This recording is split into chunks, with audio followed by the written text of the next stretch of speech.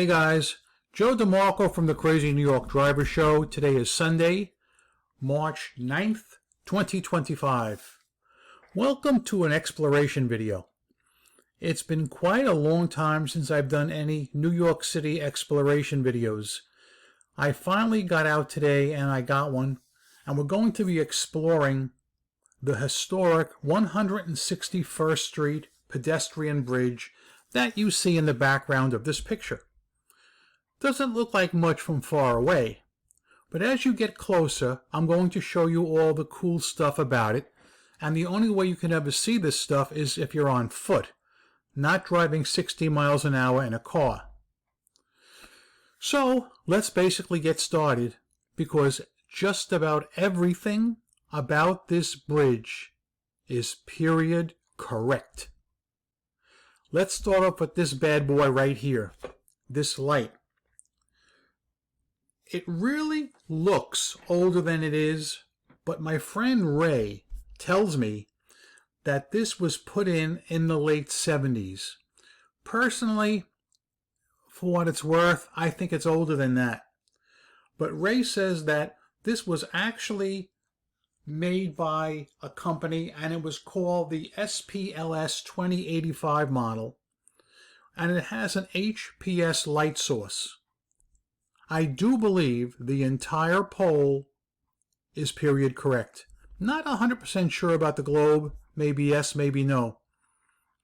Another look at it. We're going to head upstairs now, and I'm going to show you, once we get on top, there are 3 different ways we can go.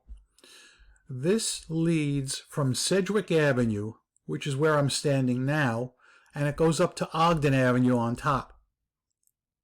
As you can see, we actually had a peak of sun early in the morning on this Sunday, but it was windy and it was cold. Now, once you get up top, you have the choice of cutting through the park, which again comes out on Ogden Avenue. This is looking down onto Sedgwick right here, and the major Deegan Expressway over here. This is where I just came from. This is where we're going to be heading, across the pedestrian bridge going over the Deegan. This is scaffolding that was erected, and you'll notice that it's catching a lot of garbage. I can't swear to it, but I do believe that this scaffolding was put up to protect pedestrians on the sidewalk below from falling garbage. I don't remember this being here when I was a kid. I don't think it was. This is an add-on. Continuing across, we're coming up to something really nice and cool. This is the major Deegan underneath. On the left, that's all been rebuilt. Notice how they used concrete for the entire highway.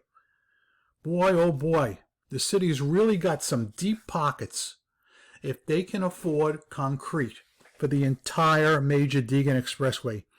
And here's a little bit of trivia that you may not know. Most of the time you see highways with white lines, like right here. But now you'll see they alternate: white line, black line, white line, black line. Do you know why there are black lines? I'll tell you.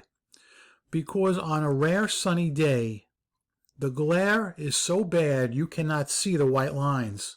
So they had to put in black lines to replace the white lines when there's a sunny day. Continuing on, I want to focus on this beautiful light. This is absolutely wonderful. It was built by Selco, the Street Lighting Electric Company, and it was probably installed in 1956 when they opened this section of the expressway.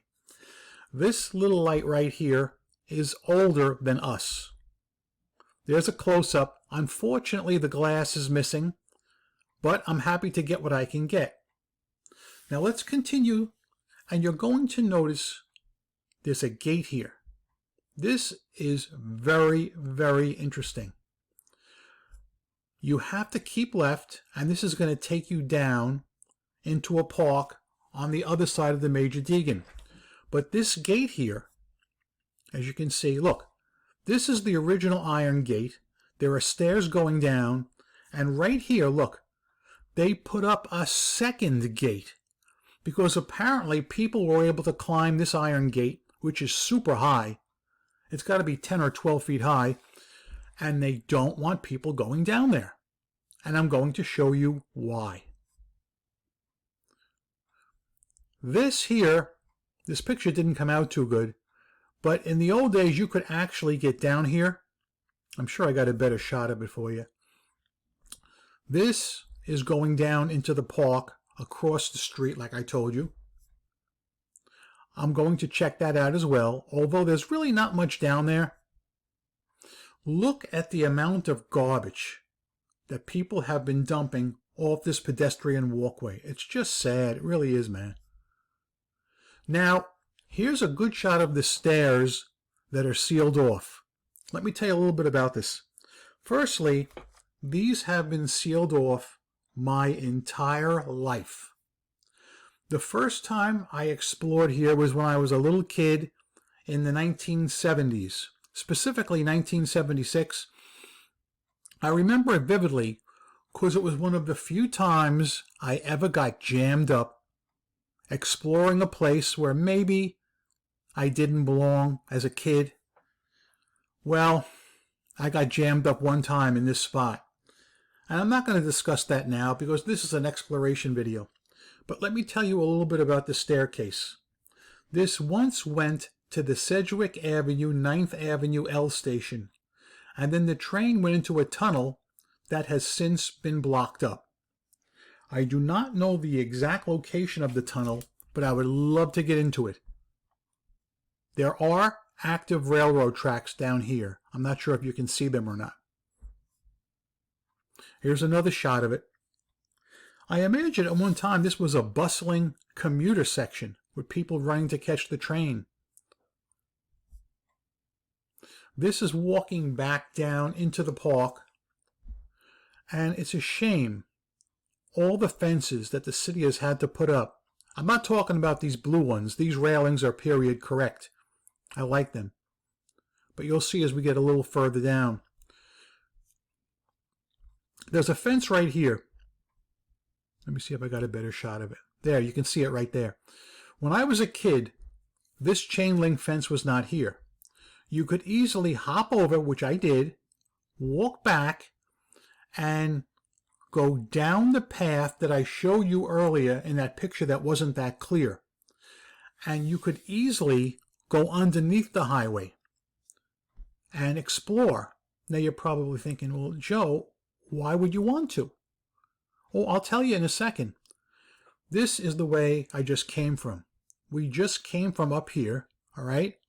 That's Ogden Avenue over here, Sedgwick Avenue over here. Now I want to go back to a picture that I passed by earlier, and I want to show you something very interesting. At least I think so. In this shot right here that I passed by earlier, make believe I had climbed over that chain link fence I just showed you. I could walk on the side of the Deegan, hop over the concrete barrier, walk down here, all right, and underneath this area right here is a large void.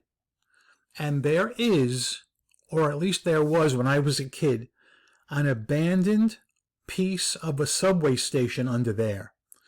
I remember going under as a kid, and I could see the steps, I could see where the rails were, and it wasn't clean and neat like it is right here. It was full of underbrush and growth and rocks, and even as a teenager, I had a bit of a time getting to the area I wanted to get to. And when I got under there, they had stolen cars that they were abandoning and burning. So the city deemed it unsafe, and they want to keep people out. So they built all these barriers to do so. Also, when I was a kid, this chain link fence wasn't here, and the view was much better, but they don't want people throwing rocks at the cars. Now, you can't see it here, but make believe this ramp was not here. There used to be a large abandoned field that ran by the railroad tracks. It is no longer abandoned. It has been taken over by the railroad. And in the old days, they filmed several movies here. And I'm going to tell you, number one, the 7-Ups. I'm sure most of you fellow New Yorkers love the movie The 7-Ups. If you watch it again, watch the scene where the two kidnappers dump Max Kalish out of the 1968 Chevy. They kick him out of the back seat, and the one kidnapper pulls the trigger on the gun, but of course the gun is empty, and Max Kalish yells, "Dirty bastards!" as they drive away. Well, that was filmed right under here. Also, the beginning shots where I showed you the acorn light fixture, there was a movie in, I believe, 1991 called New Jack City that was filmed there. Maybe I'll go back and show you that shot again. This is the shot I mean. One of my friends told me that they filmed the movie New Jack City right here.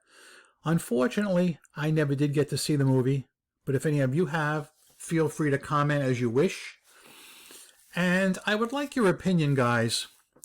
Did you like this video? Did you find it helpful? Do you want me to continue making more of these? This used to be something I did pretty regularly till about 2 years ago, and I had to stop for a while, but I'm thinking about getting back into it, and I have several locations picked out in my mind. I'll just go over some of them briefly. I want to cover some pedestrian walkways over the FDR Drive that are period correct for the most part. I want to do another long walk down the Harlem River Drive ramp that I did about 5 years ago. And I also want to go underneath the viaduct because the city is going to tear that down in the next few years and rebuild it. And I swear to God, I'm going to be brokenhearted. I'm going to cry like a newborn baby when they do. So I really need to cover that. And maybe the South Bronx. But if you have any questions, comments, or concerns, please put them below. I thank you for watching my video.